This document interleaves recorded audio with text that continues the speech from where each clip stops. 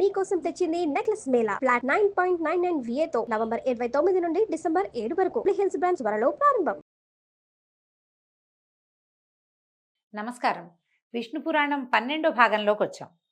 అయితే ఇలా పాషండుడితో మాట్లాడే వచ్చే పాపానికి రూపంగా ఓ కథ చెప్తాను వినమని పరాశర మహర్షి మైత్రేయుడికి ఓ కథ చెప్తున్నారు. ఏమిటో చూద్దాం. అది శతధనుడనే రాజు ధర్మ పద్ధతిగా ప్రజల్ని పాలిస్తూ యజ్ఞాలు చేస్తూ ఉండేవాడట. అతని భార్య పేరు శైబ్య. కైత్వం ఇచ్చారండి. శైబ్య పతిని దేవుడిగా భావిస్తూ పరిచర్య చేస్తూ సాధ్వీరత్నంగా పేరు పొందింది. ఆ రాజు ఒకసారి కార్తీక మాసంలో యజ్ఞం చేసి భార్యతో సహా గంగానదిలో స్నానం చేసి ఒడ్డున ఉన్న బ్రాహ్మణులకి భార్యతో సహా నమస్కారాలు చేస్తూ దక్షిణ ఇస్తున్న సమయంలో అతనికి విలువిద్య చెప్పినటువంటి ఆచార్యుని మిత్రుడు పీడావర్తుడనేవాడు పాషండుడుగా ప్రవర్తిస్తూ అక్కడికి రాగా రాజు వాడితో సంభాషణ ప్రారంభించాడు. అయితే వీడి సమాచారాన్ని తెలిసినటువంటి శైబ్య అక్కడి నుంచి తప్పుకొని సూర్యదర్శనం చేసి నమస్కారం చేసి విష్ణునామాన్ని మనసా స్మరించుకుంటూ రాక కోసం భర్త రావడం కోసం నిరీక్షిస్తూ ఓ పక్క కూర్చుందట. ఇతను ఏం చేశాడు? ఆ పాషండుడితోటి సంభాషణ ముగించి వచ్చి సతీ సమేతుడై నగరానికి చేరాడు. కొంతకాలానికి శతధనుడు మరణించాడట. లోక సహజంగానే మరణం జరిగింది. అతని ఇల్లాలు సహగమనం చేసి మణి అయిన కాశీరాజు కూతురుగా పుట్టింది. శతధనుడు పాషండ సంభాషణ ఫలితంగా విదిశాపురంలో ఒక కుక్కగా జన్మించాడు. ఇది ఇట్లా జరుగుతుందంటే ఆ కాలంలో జరిగి ఉండుండొచ్చండి. కృతయుగం నాటి కథలు కదా ఇవి. అయితే కాశీరాజు పుత్రిక తొలి జన్మ తెలివి కలదై, అంటే శైబ్య కాశీరాజు కూతురుగా పుట్టింది కదా, ఆమెకి తన ముందు జన్మ గురించిన అవగాహన ఉంది. అందుకని ఇవిడ ఏం చేసింది? తొలి జన్మ తెలివి కలిగిందై తన భర్త ఎక్కడ పుట్టాడో అని ఆలోచించి విదిశా నగరంలో సునక జన్మ ఎత్తాడని తెలిసి విచారించిందట. ఆమెకు పెళ్లి చేయాలని తండ్రి ఆలోచిస్తుంటే ఆ పెళ్లికి ఇష్టపడక విదిశా నగరానికి వెళ్ళి ఆ కుక్కని గుర్తించి చాలా విచారించింది. అంటే తన భర్త కుక్కగా పుట్టాడని బాధపడుతోంది అమ్మడు పాపం. ఎంతో విచారించి ఒకనాటి రాత్రి ఆ కుక్క దగ్గరికి వెళ్ళి చేతులు జోడించి, మీ వంటి పుణ్యాత్ముడు పాషండుడితో సంభాషణ వల్ల ఇలాంటి దౌర్భాగ్యపు జన్మ ఎత్తవలసి వచ్చింది. దైవఘటన తప్పదు కదా మహాత్మా, పూర్వజన్మ జ్ఞానం లేక ఇలా ఉండటం తగదు. ఇక ఈ నీ శరీరం విడిచిపెట్టి నేను నీ ముందు పుట్టుకలో నీ భార్యను అని చెప్పేసరికల్లా ఆ కుక్క ఏం చేసినట్ట నిరాహారిగా ఉండి కొన్నాళ్ళకి తనుత్యాగం చేసి కోలాహల పర్వతం దగ్గర నక్కగా పుట్టిందట. ఆ విషయం తెలిసిన ఈ భార్య అయ్యుడున్నారు కదా శైబ్య, కాశీరాజు కుమార్తె, ఇక అక్కడికి వెళ్ళి ఆ కుక్కతో ఏం చెప్పిందో అవే మాటలు చెప్పిందట ఈ నక్కకు కూడా. ఈ పుణ్యకాంత వాక్ప్రభావం వల్ల ఒక నక్క కొన్నాళ్ళు నిట్రుపవాసం చేసి, అంటే ఇక తిండి లేదు అలాగే ఉండిపోయిందనమాట. శరీరం విడిచి ఒక అడవిలో తోడేలుగా పుట్టింది. మళ్ళీ కాశీరాజు కూతురు మళ్ళీ బోధించేదట, నీ ముందు జన్మలో నువ్వు ఇది, అంతకుముందు అది, అంతకుముందు రాజుగా ఉన్నావు, అప్పుడు నేను ఈ భార్యని, నాయన ఈ జీవితాన్ని వదిలిపెట్టేసేయి, ఇదేం జన్మ అని చెప్పేసరికల్లా తోడేలు మళ్ళీ మరణించిందట. తోడేలుగా చచ్చి కోతిగాను, ఆ తర్వాత కొంగగాను, ఆ తర్వాత నెమలిగాను పుట్టి వేటగాళ్ల చేతికి చిక్కి కానుకగా కాశీరాజు అంతఃపురానికి చేరిందట. ఇన్ని జన్మలు తిరిగింది. వాటివి చిన్న చిన్న జన్మలు కదా, మానవ జన్మ పెద్దది. అయితే ఈ రాజపుత్రి తన భర్తని గుర్తించింది, పూర్వ జన్మలో భర్తను గుర్తించి ఆనందంగా తనతో పాటు అట్టి పెట్టుకుని సాదరంగా పెంచుకుందిట. అలా ఉండగా జనక చక్రవర్తి ఒకసారి గంగా తీరాన అశ్వమేధ యాగం చేసి గంగా జలాల్లో అవభృత స్నానం చేస్తూ ఉండగా ఈ కాశీరాజు పుత్రిక నెమలితో సహా నెమలిని తీసుకుపోయి ఆ గంగా నదిలో మునిగిందట. మునిగేసరికి ఈ నెమలి మరణించి జనక చక్రవర్తి కుమారుడుగా పుట్టింది. రాజపుత్రి ఆనందంగా కాశీకి వెళ్ళిపోయింది. కొంతకాలం కాగా రాజకుమారి పెళ్లి నిశ్చయించి స్వయంవరం సాటించగా ఎక్కడెక్కడ ఉన్న రాజకుమారులు కాశీనగరానికి వచ్చారట. వస్తే సభలో అందరూ ఆసీనులై ఉండగా కాశీరాజ పుత్రిక అతన్ని గుర్తించి జనకనందనుని వరించి అతని ఇల్లాలై చిరకాలం హాయిగా జీవితం గడిపింది. జనకనందనుడు తొలి పుట్టుక తెలివి కలిగిన వాడై ధర్మ ప్రవర్తనుడై చల్లగా ప్రజలను పాలించి చివరికి కాంతా సమేతుడై తనుత్యాగం చేసి విష్ణు సాయుధ్యాన్ని పొందాడు అని పాషండ సంభాషణ వల్ల వచ్చే పాపము, అశ్వమేధ యాగం నందు అవభృత స్నానం యొక్క విశేషము, పతివ్రత పుణ్యాశయము, ఈ 3 విషయాల్ని పరాశరుడు శిష్యునకు వివరించి వినిపించాడు. అయితే ఈ కథ వినంగానే మనకు ఒక పెద్ద అనుమానం వస్తుంది. కాశీరాజు కూతురుగా పుట్టిన ఆవిడకి వివాహం నిశ్చయమయ్యే సమయానికంటే ఏ 12 సంవత్సరాల వయసులోనూ ఆవిడ తెలుసుకుంటే ఆమె భర్త అప్పటికి కుక్కగా పుట్టాడు, తర్వాత నక్కగా పుట్టాడు, తర్వాత తోడేలుగా పుట్టాడు, తర్వాత కోతి, తర్వాత నెమలి 5 జన్మలెత్తి ఆ తర్వాత రాజకుమారుడిగా పుడితే అతను కుమారుడుగా ఉంటాడు. ఈవిడ ప్రౌఢగా పెద్దదైపోతుంది కదా అని అనుమానం వస్తుంది. అప్పట్లో ఈ వయసు నియమాలు కొంచెం తక్కువగా ఉండేవనుకుంటానండి. పైగా వీళ్ళేమిటో వందల సంవత్సరాలు, వేల సంవత్సరాలు జీవించి ఉండేవాళ్ళు. ఆ కాలంలో జీవన ప్రమాణాలు చాలా పెద్దవి. ఈ పెద్ద పెద్ద జీవన ప్రమాణాల్లో ఈ ఈ వయసుల్లో తేడా ఉన్న ఈ 150 సంవత్సరాలు పెద్ద లెక్క అయి ఉండవు. కాబట్టి ఈ కథని ఇట్లా సరిపెట్టుకుందాం మనం. మైత్రేయ ఇంకా నీకేం వినాలనుంది అడుగని పరాశరుడు అడిగేసరికి మైత్రేయుడు అడుగుతున్నాడు. సూర్యచంద్ర వంశీయులైన రాజుల చరిత్రలు వేరువేరుగా వినాలనుంది. సూర్యవంశీ క్షత్రియులు, చంద్రవంశ క్షత్రియులు వీళ్ళని గురించి చెప్పమన్నాడు. అనేసరికల్లా ఆయన వాళ్ళ గురించి వింటే వంశాభివృద్ధి తర్వాత పుణ్యము కలుగుతాయి నాయన, చాలా మంచి చరిత్రలు అని చెప్పాడు. సూర్యచంద్ర వంశరాజుల చరిత్రలు చెప్తున్నాడు. సృష్టి తన పనిగా పెట్టుకుని బ్రహ్మ ఏం చేశాడు, విష్ణు యొక్క నాభి కమలం నుంచి జన్మించాడు. బ్రహ్మ వేదాలకి ప్రభువు, ఆ విధంగా అందరికీ పూజ్యుడు, యోగులకు ఇష్టదైవము, పరబ్రహ్మ స్వరూపంగా చెప్పదగినవాడు. ఆ బ్రహ్మ యొక్క కుడి బొటన వేలి నుంచి దక్ష ప్రజాపతి పుట్టాడు. అతని కూతురు అదితి, ఆమె కశ్యపుని యొక్క భార్య అయింది. ఆ దంపతులకు జన్మించిన వాడు దివ్య తేజశాలి అయినటువంటి సూర్యుడు. సూర్యుని భార్య విశ్వకర్మ కూతురు అయినటువంటి సౌమ్య. ఆ వైవస్వతునకు తర్వాత ఆ దంపతులకి కుమారుడు వైవస్వతుడు. ప్రస్తుతము 7వ మనువుగా ప్రసిద్ధుడుగా ఉన్నాడు. ఆ వైవస్వతునకు 9 కొడుకులు, 9 మందట. వీళ్ళలో ఎవరెవరు, ఇక్ష్వాకువు, నృగుడు, దృష్టుడు, శర్యాతి, నరిష్యంతుడు, నాభాగుడు, దిష్టుడు, కరూషుడు, పృషధ్రుడు అని వీళ్ళ పేర్లట. వీళ్ళతోటి ఈ పేర్లతోటి వివిధ ద్వీపాలతోటి ఉన్నటువంటి ఈ భూమండలాన్ని వీళ్ళు తమ తమ పేర్లతోటే పరిపాలించారు. చాలా ద్వీపాలు ఉన్నాయి. మనం చెప్పుకుంటాం కదా జంబూ ద్వీపం అని. మనం విష్ణుమూర్తి శ్వేత ద్వీపంలో ఉంటాడంటారు. ఇట్లా ప్రత్యేకంగా చెప్తారు. ఈ ద్వీపాలతో కలిసి ఉన్నటువంటి ఈ వసుంధర అనే మన భూమిని వీళ్ళు పరిపాలించే వాళ్ళట. వైవస్వతుడు భాగ్యరాశి అయిన సంతానం కలగాలని సంకల్పించి మైత్రావరుణల గురించి పుత్రకామేష్టి చేశాడట. దాంట్లో ఏమైంది, హోమ సంబంధమైన విధి సరిగ్గా జరగక పుత్రునకు బదులుగా పుత్రిక కలిగింది. ఆ బిడ్డ పేరు ఇళ. ఇది మనం ఊర్వశి పురూరవ సంవాదం అని ఒక కథ చెప్పుకున్నామండి, మన ఛానల్లో ఉంటుంది. ఇది ఊర్వశి పురూరవ సంవాద సూక్తం అనే పేరుతోటి కనపడుతుంది. ఆ కథ ఈ ఇలాదేవి కథ అన్నమాట. ఆ మంత్రం చేసేటప్పుడు, యజ్ఞం చేసేటప్పుడు భార్యాభర్తలిద్దరూ చెరొక సంకల్పము చేశారు. ఆయన పుత్రుడు కావాలని, ఆమె పుత్రిక కావాలని. వాళ్ళకి పుత్రిక జన్మించింది. తర్వాత ఇలా జరిగింది ఏమిటి అని వీళ్ళు పరమేశ్వరుని ప్రార్థిస్తే ఆయన మళ్ళీ పుత్రుడు కావాలన్న సంకల్పంతో యజ్ఞం చేయమంటే ఈ పుత్రికే పుత్రుడిగా మారిపోయిందట. ఆ బిడ్డ మిత్రావర్ణుల అనుగ్రహం వల్ల మగవాడుగా మారి సుద్యుమ్నుడనే పేరుతోటి పెరుగుతూ యవనమదం చేత ఎవరిని లక్ష్య పెట్టక పరపురుషులు ప్రవేశించరాని గౌరీవనంలో విహారానికి వెళ్ళింది. అంతట శంకరుడు కోపించి మునపట్లాగా స్త్రీ అయిపోమని శపించాడు. చిన్న చిన్న కథల్లో తేడాలు ఉన్నాయండి, కానీ సుద్యుమ్నుడే మళ్ళీ ఇలాగా మారిపోయాడనమాట. అలా స్త్రీ అయినటువంటి ఇలాదేవి చంద్రనందనుడైన బుధుని ఆశ్రమంలో విహరించడానికి వెళ్ళింది. ఆమెను చూసి బుధుడు మోహించాడు. అలాగే ఇళ కూడా బుధుని శృంగార చేష్టలు చూసి ఆయన శృంగార చేష్టలు చేస్తూ ప్రదర్శించి వలచి వరపించి దరిచేరింది. ఆయనతో పాటు కలిసి ఉందన్నమాట. బుధుడితో ఇలా కలిసి ఉండేది. తర్వాత వాళ్ళకి ఒక కుమారుడు కలిగాడు. ఈ కలిగిన కుమారుడే పురూరవుడు. అయితే ఈ వనంలో ఉన్నటువంటి ఋషులు గ్రహించి వైష్ణవ అనే యజ్ఞం చేసి ఈ ఇళాదేవిని మళ్ళీ పురుషుడిగా మార్చేశాడు. పేరు సుద్యుమ్నుడే.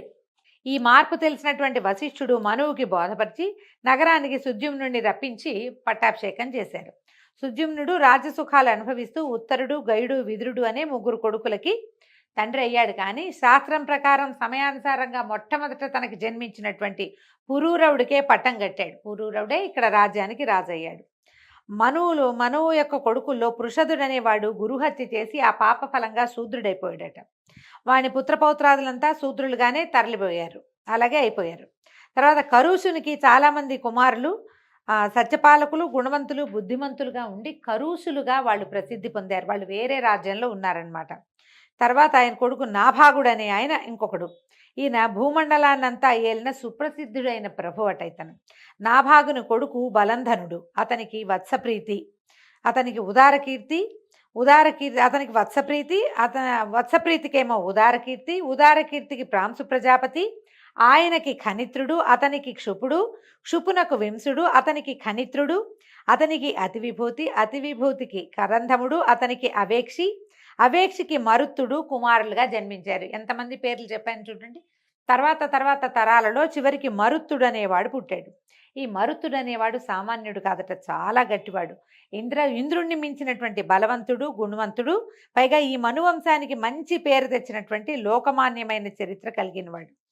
భూమండలం అంతటిని నిరాటంకంగా పరిపాలించినటువంటి భూమండలం మొత్తాన్ని పరిపాలించినటువంటి ప్రతాప శౌర్యమూర్తి. అయితే ఈయన ఏం చేశాడట, ఒకసారి అశ్వమేధ యాగం చేశాడట.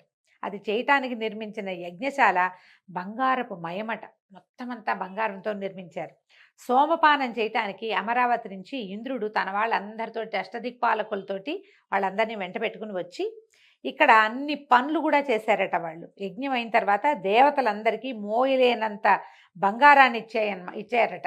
అసలు ఆ యజ్ఞకర్త యజ్ఞం చేసిన వాడిని అన్ని లోకాలు స్తుతించినట, ఎంత అద్భుతంగా చేశాడు అని ఈ మరుత్తుని చాలా గొప్పగా మెచ్చుకున్నారు. అంత గొప్పవాడైన మరుత్తుడికి అరిష్యంతుడనే కుమారుడు కలిగాడు. అతని కుమారుడు దముడు. మళ్ళీ వచ్చినాయండి బోలెడన్ని పేర్లు. దముని కొడుకేమో రాజవర్ధనుడు, రాజవర్ధుని కొడుకు సుధృతి, సుధృతి కుమారుడు నరుడు, నరుడి కొడుకు కేరళుడు. ఆ కేరళుడి ప్రభుత్వం వల్లే భూమి మీద అత్యంత ఆకుపచ్చగా ఉండే ప్రాంతంగా పేరు పొందినటువంటి కేరళ దేశం వెలిసిందట. ఆయన విపరీతంగా ప్రపంచం నుంచి ఎక్కడికి వెళ్తే అక్కడి నుంచి మొక్కలు తీసుకొచ్చి పెట్టుకున్నాడు. అందుకని అక్కడ ఆకుపచ్చగా ఉంటుంది, మనం ఎక్కువ చెప్పుకుంటాం కదా. అయితే ఈ కేరళుని యొక్క కుమారుడు బంధుమంతుడు, వాని కొడుకు వేగవంతుడు, వాని కొడుకు బుధుడు, బుధుడి కొడుకు తృణబిందుడు. అయితే ఈ తృణబిందువుకి ఇలబిల అనే ఒక కూతురు కలిగిందట. ఈ ఇలబిల యొక్క కూతురు పేరు అలంబిక. అయితే ఈ అలంబిక అప్సరస అయిందట. అంటే దేవలోక చాలా కాలం తపస్సు చేసి ఆమె అప్సరస అయ్యేటువంటి అవకాశాన్ని పొందింది. తృణబిందుడు అలంబికను పరిగ్రహిస్తే వాడి కొడుకై పుట్టినవాడు విశాలుడు. ఆమె ఏంటంటే అప్సరస అయిందంటే ఇక మనవరాలు వరస లేదనమాట, ఆమెకి దేవయోనిగా మారిపోయింది. వాళ్ళకి సంతానం కలిగింది. విశాలుని వాసమైనటువంటి పట్టణమే విశాల అనే ప్రసిద్ధమైన నగరమైంది. ఈ విశాలపురం ఏంటంటే చాలా సిరి సంపదలు ఉండేవట. వీళ్ళంతా ఎప్పటికప్పుడు యజ్ఞాలు, యాగాలు, హోమాలు చేస్తూ దేవతల్ని సంతోషపెట్టి వారి నుంచి విపరీతమైన సిరి సంపదల్ని పొందారట. ఇక వీళ్ళ సంతానం వరుసగా ఎన్ని పేర్లోనండి. విశాలుని కొడుకు హేమచంద్రుడు, అతని కొడుకు చంద్రుడు, అతని కొడుకు ధూమ్రాశ్వుడు, అతని కొడుకు సృంజయుడు, అతని కొడుకు సహదేవుడు, తర్వాత గుణాశ్వుడు, తర్వాత సోమదత్తుడు. ఇట్లా అయితే ఈ సోమదత్తుడు కూడా 10 అశ్వమేధాలు చేసేట. ఒక అశ్వమేధ యాగం చేయటానికే సంవత్సరాలు పడుతుంది. అలాంటిది అతని జీవిత కాలంలో 10 అశ్వమేధాలు చేశాడు. ఎంత నిర్విఘ్నంగా, ఏ అశ్వమేధము ఎక్కడా ఆగలేదట. అంత శక్తిశాలి అతను, అంత పరాక్రమవంతుడు, అంత ధనవంతుడు కూడా. అయితే ఎంతో అద్భుతంగా చేశాడట. ఆ రాజు యొక్క కుమారుడు జనమేజయుడు. వాళ్ళు ఏం చేశారంటే ఈ విశాల నగరంలో ఎంత అత్యద్భుతమైన పరిపాలన చేశారు. సిరి సంపదలు, బలపరాక్రమాలు, పరువు ప్రతిష్టలు కలిగిన వాళ్ళే నీతి నియమాలతో పరిపాలన చేసి చరిత్రలో ప్రసిద్ధులయ్యారు. దీని తర్వాత మనుసూతుడైనటువంటి సంయాతి కూతురు సుకన్య ఆమె పేరు. అయితే ఆ బుద్ధిమంత్రాలు చ్యవనుడు అనే మునికి భార్య అయిందట. మనకి సుకన్య కథ తెలుసు. సుకన్య కథ కూడా ఈ సుమన్ టీవీ ఛానల్లో కనపడుతుందండి, మీకు చాలా ప్రత్యేకమైన కథగా కనిపిస్తుంది. ఇతను సంయాతి కుమారుడి పేరు ఆవర్తుడట. వాడు పరమ ధార్మికుడు. అతని సూతుడే రేవంతుడు. అతను కుశస్థలి అనే నగరంలో ఉండి రాజ్యపాలన చేశాడు. ఈయనకి 100 మంది కుమారులు ఉన్నారట. పెద్దవాడి పేరు కకుద్మి అట పేరు. అయితే కకుద్మి కూతురు రేవతి. అయితే ఏమైంది, ఆ రూపురేఖలు ఆమె ఎంత సౌందర్యవతోట, మహాద్భుత సౌందర్యవతి. ఆయనకి తన కూతురు యొక్క అతిశయ సౌందర్య వైభవాన్ని చూసి, అయ్యో ఇంత చక్కటి పిల్లకి తగిన వరుడు ఎట్లా లభిస్తాడు అని చెప్పి ఆ పిల్లని వెంబడబెట్టుకుని సృష్టికర్త అయిన బ్రహ్మని అడుగుతానని బ్రహ్మలోకాలకు వెళ్ళాడట. ఈ వెళ్తూ ఉంటే ఏమైంది, బ్రహ్మ ఆ సమయానికి హాహాహూహులు అనేటువంటి గంధర్వుల పాట వింటున్నాడట. ఈ హాహాహూహు పేరుతోటి విశ్వనాథ్ సత్యనారాయణ గారిది ఒక నావెల్ ఉందండి, చిన్న పుస్తకం, చాలా బాగుంటుంది. వీళ్ళు ఏంటంటే గంధర్వులు, అద్భుతమైన గాయకులట. అసలు వాళ్ళు వాయించేవి ఎలాంటి ఇన్స్ట్రుమెంట్నైనా వాయిస్తారట. వాళ్ళ సంగీతం వింటున్నాడు. ఈ చేసేదేమీ లేక ఈ కకుద్మి కూడా కూతుర్ని పక్కన కూర్చోబెట్టుకుని ఆ సంగీతం వింటూ కూర్చున్నాడు. ఆ సంగీతం అంతా పూర్తయ్యాక ఈయన బ్రహ్మ దగ్గరికి వెళ్ళి తన కూతురుని చూపించి, దేవా ఇది నా కూతురు, దీని పేరు రేవతి, దీనికి వరుణ్ణి సృష్టించి ఎక్కడుంచావు సృష్టించే ఉంటావు. మామూలుగా ఒక పిల్ల పుట్టిందంటే దాని భర్త దానికంటే ముందే పుడతాడని కదా మనకు సామెతగా చెప్పుకుంటాము. అయితే ఆ కుర్రవాడు ఎక్కడున్నాడు, ఈ పిల్లకి తగిన వరుడు అని అడిగితే ఈయన అన్నాడు బ్రహ్మదేవుడు, నీ ఉద్దేశం ఏంటి? భూమి మీద ఎంతోరో రాజకుమారులు ఉన్నారు కదా, వాళ్ళలో నువ్వు ఎవరికి ఇవ్వాలనుకుంటున్నావు చెప్పు, నీ ఉద్దేశం ఏమిటో అని అడిగేసరికల్లా ఈయన ఎవరెవరి పేర్లో చెప్పాడట. అయితే బ్రహ్మదేవుడు నవ్వేట, రాజా నేను చెప్పేది విను, నువ్వు చెప్పే రాజులే కాదు వాళ్ళ కొడుకులు మనవలు కూడా కాలగర్భాన కలిసిపోయారు నాయన, యుగాలు దొర్లిపోయాయి, కలియుగం కూడా వచ్చేస్తోంది. నీ కొడుకులు మనవలు నీ మంత్రులు సామంతులు ప్రజలు వాళ్ళ బంధువులు అందరూ కూడా భూలోకంలోకి నుంచి వెళ్ళిపోయారు. కాబట్టి ఇప్పుడు నీ కూతుర్ని వెంబడి పెట్టుకుని భూలోకానికి వెళ్ళు. భూమికి వెళ్ళి అన్యోన్యము ఇష్టపడిన రీతితో ఏ వాడికైనా ఇచ్చి పెళ్లి జరిపించు. ఎవరికైనా ఇవ్వనైనా తీసుకెళ్ళు పిల్లని. ఈ పిల్ల ఎవరిని చూసి ఇష్టపడుతుందో వాడు కూడా ఇష్టపడితే అన్యోన్యము ఇష్టపడితే పెళ్లి చేయొచ్చు అనేసరికల్లా కకుద్మి ఆశ్చర్యపోయేట. బ్రహ్మ మాటలు విని, దేవా ఆశ్చర్యంగా ఉంది, నాకు నీ సన్నిధిలో ఉన్నాను కాబట్టి నాకు భూలోక వార్తలు తెలియలేదు. మరి ఇప్పుడు ప్రస్తుతం ఉన్న వాళ్ళలో భూమి మీద ఉన్న వాళ్ళలో వాళ్ళు ఎవరి సంగతులు నాకు తెలియవు కదా, నా కూతురికి సరిపడే వరుడు ఎవరో కొంచెం తెలియజేయి, నా మాట మన్నించిన ఆయన అని బతిమలాడుకున్నాడు. బతిమలాడితే బ్రహ్మ ఒక్క నిమిషం తల వంచి ధ్యానించి ఆనందంగా చేతులు జోడించి ఇట్లా అన్నట్ట, రాజా నీ పుత్రికి తగిన వరుడున్నాడు. లోకరక్షణ లక్ష్యంగా విష్ణువు ఇలలో అవతరించాడు. ఆ లోకనాథుని మహాత్మ్యం చెప్తాను విను. ఈ కథ ఎంత మలుపు తిరుగుతుందోనండి. కేశవుని తమోగుణం భూభారాన్ని భరిస్తుంది. ఏదో ఒక మూర్తిగా ఈ భూభారం వహిస్తూ ఉంటుంది కేశవుని యొక్క తమోమూర్తి. అలాగే జగత్ప్రళయాన్ని కూడా కలిగిస్తుంది. ప్రస్తుతం ధరణిలో భూభారాన్ని హరించటానికి అవతరించింది ఆ తమోగుణం పేరు రాముడు. అతను ఆదిమధ్యాంత శూన్యుడు, నిర్వికల్పుడు, ఆదిదేవుడు, అనంతుడు, త్రిగుణాశ్రయుడు, గుణాతీతుడు, సృష్టి స్థితి లయకారకుడు, ఎలాంటి విచారము లేనిటువంటి శుద్ధ మనస్కుడు, జనన మరణాలు లేని ఆకాశతత్వరూపుడు, సర్వమంగళమూర్తి, వేదాంత వేద్యుడు, యోగుల హృదయాలలో ప్రశాంతమూర్తిగా విహరిస్తూ ఉంటాడు, అప్రమేయుడు. ఇలాంటి వాడు అని చెప్పడానికి సాధ్యం కాని మహిమ కలిగిన వాడు ఆ రాముడు యదువంశంలో అవతరించాడు. ఆ రాముడు ప్రస్తుతపు పేరు బలభద్రుడు, నీలాంబరుడు, నాగలి రోకలి ఆయుధాలుగా కలిగిన వాడు ఆ యదుకుల రత్నము. నీ పుత్రికి తగిన వరుడు ఆయన విష్ణుదేవుడు, నీ కూతురు విష్ణుమాయ యొక్క శక్తి. కాబట్టి వీళ్ళిద్దరిని దంపతులను చేయటం అన్ని విధాలా సముచితమైన సత్కార్యం నాయన. ఒకప్పుడు నీ పాలనలో ఉన్నటువంటి అమరావతి కన్నా మిన్నగా ఎన్నదగిన కుశస్థలపురము ఇప్పుడు ద్వారవతి పేరుతోటి యాదవ రాజధానిగా ఉంది. ద్వారకా నగరం గురించి చెప్తున్నారు. దాంట్లో యదువృష్టి భోజాంధకులు సేవిస్తూ ఉండగా ఉన్న బలరామునికి నీ కూతుర్ని అప్పచెప్పు అని చెప్పంగానే ఈయన నమస్కారం చేసి పంపించాడు. ఈ కూతురితో భూలోకానికి వచ్చి చూశాడు. అప్పుడు నరులంతా, వీళ్ళేమో ముందు యుగం వాళ్ళు కదా, చాలా పెద్ద పెద్ద పర్సనాలిటీస్ అన్నమాట, చాలా పెద్ద ఆకారం కలిగిన వాళ్ళు. నరులు పొట్టిగా దుర్బలంగా స్వార్థం కోసం పాటుపడుతూ మూర్ఖంగా ఉండటం చూశాడట. అయితే అలా వెళ్ళి ద్వారకలో ప్రవేశించాడు. ప్రవేశిస్తే శుద్ధ స్ఫటిక సంకాశుడు, శీరపాణి, దివ్యతేజో విరాజమానుడు అయి ఉన్న బలరామును చూసి స్వవిషయం చెప్పి మన్ననగా మాట్లాడి, కూతుర్ని బాబుకు బ్రహ్మదేవుడు నీకు అప్పచెప్పమన్నాడు తండ్రి అని అప్పచెప్పేసరికల్లా ఈవిడ ఏం చేశాట బలరాముడు, ఆమె ఇంత పొడుగ్గా ఉందట, బలరాముడి కంటే చాలా పొడుగట రేవతీదేవి. ఆయన ఏం చేశాడు, నాగలితోటి మెడమికి నాగలి తగిలిచ్చి కిందకి లాగాడట. లాగి ఆమెను పొట్టిగా చేసి తనున్నంత పొడుగ్గా, అంటే ఈ మన ద్వాపర యుగం నాటికి మనుషులు 7.5 అడుగులు అలా ఉండేవాళ్ళండి, మనకంటే పొడుగు. అయితే ఈ కృతయుగం నాడు 14 అడుగులు 18 అడుగులు కూడా ఉండేవాళ్ళట, అంతంత పొడుగు ఉండేవాళ్ళు. ఆమెని నాగలితోటి పొట్టిదాన్ని చేశాడు, ఇట్లా దగ్గరికి లాగి ఆమె అవయవాలన్నీ దగ్గరికి చిన్న సైజుకి అయిపోయినాయి. అప్పుడు ఆమెను వివాహం చేసుకుని గృహస్థ జీవితం గడిపాడట. కూతురు పెళ్ళి అయిపోయింది కాబట్టి కకుద్మి తపశ్చర్య కోసం హిమగిరి వెళ్ళిపోయాడు. అయితే తర్వాత ఏం జరిగిందో మనం రేపటి భాగంలో తెలుసుకుందామండి. ఈ కథ వింతగా ఉంది చూడండి. ఇప్పటిదాకా మనకి బలరాముడి భార్య రేవతి అన్నదే మనం రకరకాల సినిమా కథల ద్వారా కూడా తెలుసుకున్నాం. ఆమె ఏనాటిది అంటే మనకి 2 యుగాల ముందుది.